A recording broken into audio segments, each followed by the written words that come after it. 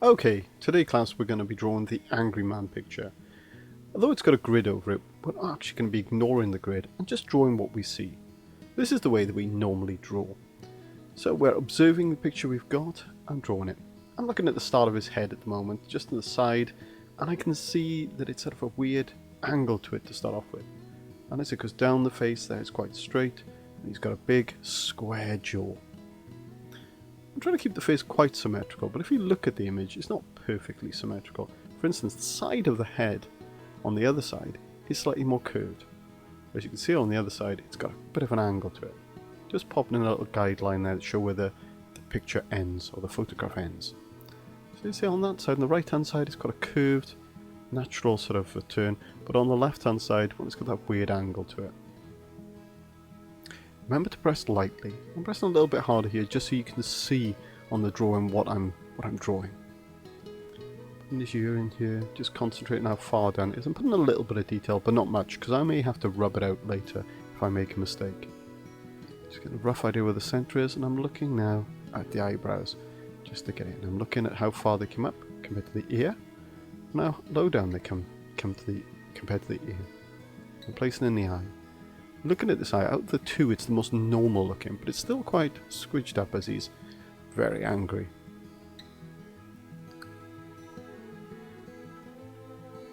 Looking at here, I can just see the sort of thickness of the eyelash there, and I'm putting in a little bit of darkness there because I'm quite pleased with the spacing of it. And this is the enjoyable part, putting all the wrinkles and creases of his skin to show that anger and that emotion in his face. Let's get the other side down. Now the eyebrow doesn't come up quite as high as the other one on this one. Go back. Let's do the ear. Not quite as prominent as the other side, but let's go back. Here we go. Here's the eyebrow. And just placing it in, not quite as high as the other one. It curves down just like a darting angle, as much as the other one does. Side comes in. This eye is really unusual. He's so contorted by the emotion in his face and the anger. This eye almost turns into a squiggly line rather than a more traditional eye that I may have taught you in other lessons. It's so tight that you actually hardly get to see any pupil. The slight there, if you look close, you can see that I've put a slight indication of an eyelid in, and now down to my favourite bit, the bags under his eyes and all the creases and wrinkles that come off, all the crow's feet that come off, and there's pure rage in his face. Going at the side of the nose here, you can just see I put it in the creases that cut across his nose, again showing that emotion. Now here's an important tip: when you're drawing these lines in, sometimes draw them as a broken line, sometimes press a little bit harder then lighter to show the kind of tension in that face. This is an interesting tip.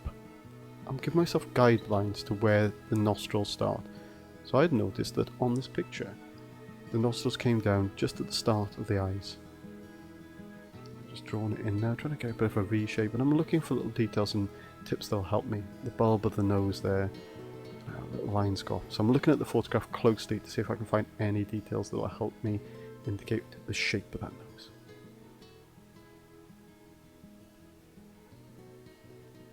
I'm not happy with the way I've drawn it, so I'm just redrawing a bit in here. And yeah, even I'll need an eraser once in a while to correct my errors. So just press lightly, and then when you rub it out, it comes off easily, and nobody's ever going to know that you made that mistake. Okay, quick indicator for the mouth, centre of the eyes, and it's true on this picture as well. And I'm just looking at just how far up it comes underneath that nose, and then I'm going to draw out best that I can the shape of the mouth. It's tricky again because it's contorted. It's not the traditional mouth that you'd see. It's an open mouth and he's shouting with anger. So you've really got to look at the shape of it in the picture rather than thinking what a mouth looks like. Top tip for the teeth here. They're curved. They sort of curve round, curving towards the middle. And the bottom teeth are the same. They kind of echo the teeth at the top.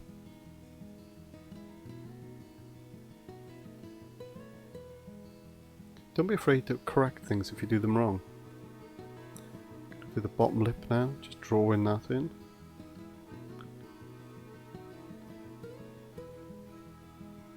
Press lightly, always press lightly because you're going to make mistakes.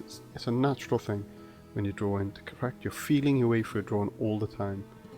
Here I'm just drawing his actual first chin, but because he's a very angry man. He's contorted and he's showing his second chin. So his double chin's coming out there, and we're placing that in there. Okay, just using the rubber to get rid of marks that I'm not happy with. This is a real interesting part. Now the crease is the cause in the face. It's not just one line. As you can see, it's split into two. There's a line there on the left hand side and another line forming the continuation of the crease around the mouth. I can even see even more on the other side. Let's give himself an indication where his chin is now. If you look closely, I'm not drawing a continuous line. I'm breaking that line slightly. I'm pressing harder at certain points and then releasing the pencil so the line is soft and hard at the same time. Starts off hard mode, then goes soft. Now we're just going to start on his shirt, going out from just below his ear and looking for where those creases are. Taking the lines down and describing them. Look there, this is a sort of collar. I've got detail going on there. And the other side, on the right hand side, going around. And here's the sort of the seam going down and then the creases. I'm going to start adding some detail now. That's inside the left hand ear. Just reshaping his nose a little bit, and now putting in those creases and wrinkles that I really enjoy doing.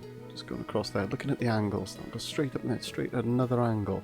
It's not curved so much as straight lines connecting. And this is where the picture comes to life, the shading. Put a little bit of shading in. When you look at the picture, you can hardly see any, but this is where your artistic eye comes in. You've got to look closely and see that some bits are lighter than others. And that's how it gets a three-dimensional feel to it. I'm looking in there, and some of the details, you might be thinking, oh, so you're putting them way too hard there. But actually, when I do the darker details on, you're going to get that these details are going to be hardly noticed. These tones are going to be hardly noticed because you'll concentrate on the darker tones.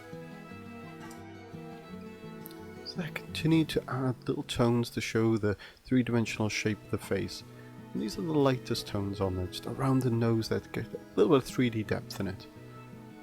Surprisingly, I'll be going over some of those, with darker tones later, but for now, just give myself an indication. So back in, put a little bit of tone on the ear, because if you look at it, most of it's dark. And that one just a little bit lighter on the tip of the ear. A little bit of tone in the middle there. Down the sides. And now we'll start adding some more dark details. So the eyebrows are going on, and I'm going to make those a little bit imperfect in certain places because the hairs will naturally stick out. So it's not just filling in the area perfectly, we will add little imperfections into it. Now I'm going to give the eyelashes a little bit more depth and bring them in, and then I'm going to go and add the detail into the iris and the pupil, just leave a little white dot to give it a three-dimensional effect. On the picture you can hardly see the eyes. So a little bit of tone in the white, and this is the subtlety, adding tone underneath the wrinkles.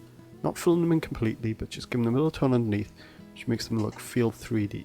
You can feel the eyebrows, kind of the skin pulling out from the face. You can really enjoy these little bits of detail now, and they will pay off. That little tiny bit of work you'll do there, the time you take will pay off in the end, and it'll kind of pop out and look really realistic. Here's a quick tip. Get a piece of paper to go underneath your arm. We've now put tone on it. So if you can imagine, I'm resting my hand on the table there on the paper to have more control, but that would smudge the picture. So I just put a scrap bit of paper underneath it. I can rest my hand on it without fear of smudging and ruining my drawing. We're onto the squidgy eye now, and the detail, and leaving again a tiny bit of white. Just shading in these whites so they don't stand out quite so much. But then all the detail around the eye there, onto the eyebrow. Shading it again imperfectly so that it looks more like an eyebrow in the end rather than a drawn on eyebrow. Okay, adding more tone into the corners, a little bit of subtlety and tone onto these wrinkles across his nose. Again, working those little wrinkles on the side there. Just keep working in the tone, keep looking at the wrinkles, enjoy these moments of details, look closely and draw what you see.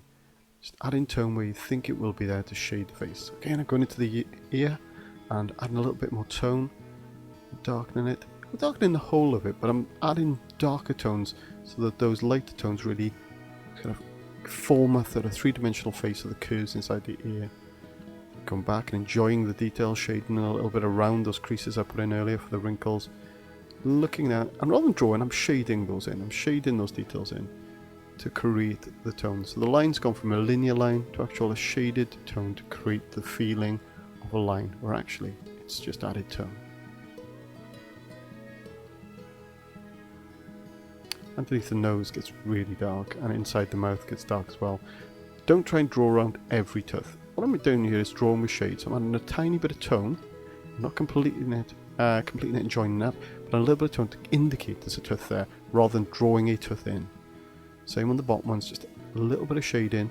So it may look like, you know, if you're looking on your phone, like I've drawn lines in down the teeth, but I haven't actually. I've just shaded a little bit of a scribble shade mark on there, and then that has sort of created the effect of a tooth. And now I'm blocking in inside of the mouth very dark. There are some areas that are extremely dark on it, but most of the mouth is almost black.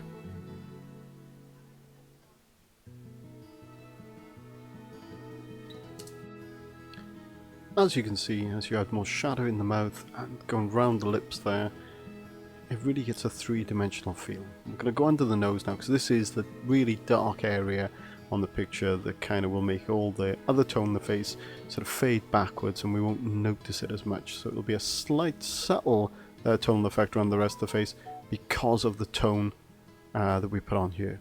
So I'm just going to shade it around quite dark, and it lighter as it goes down the face.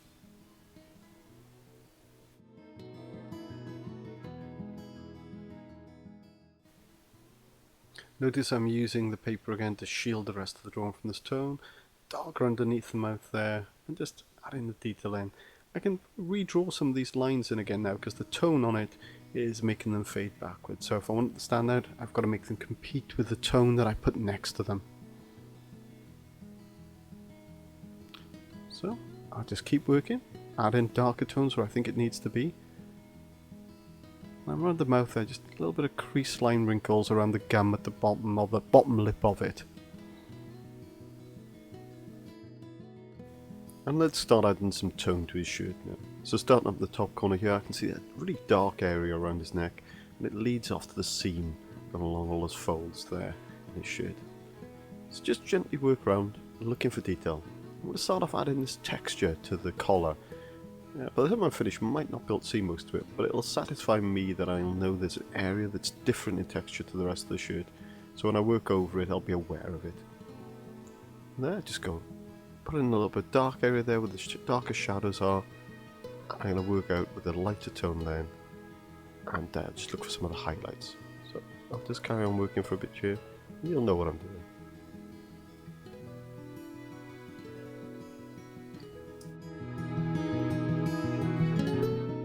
So now I've done some of the darker tones on that side, I'm going to work on the mid-tones, which will soften off as we get to the highlights. The bits where the cloth is folded so harshly that the edge of it is catching the light.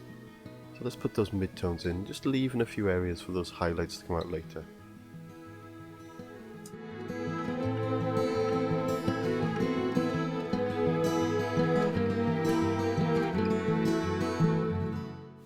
So exactly the same treatment on the other side of his shirt, looking for the darkest areas, and I'm working around now because I've realised that around the collar and his neckline it's very dark. So I'm putting in those details, looking where the folds in the fabric are, just trying to, give a bit of 3 dimensions to them, using that tone go from dark to light.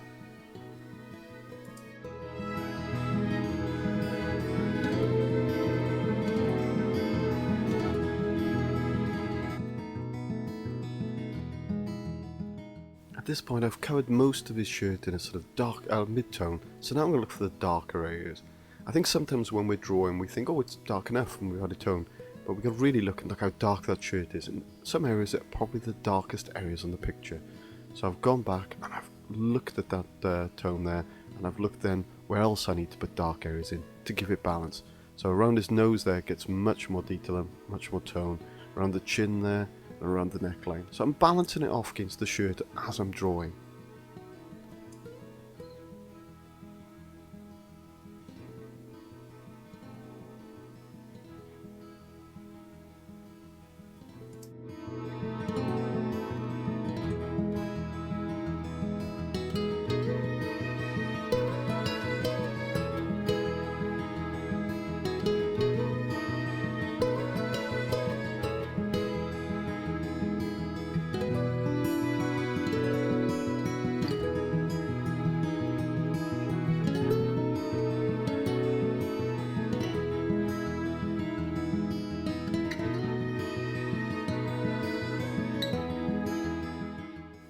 This is a really satisfying part of the picture where all the hard work is starting to pay off.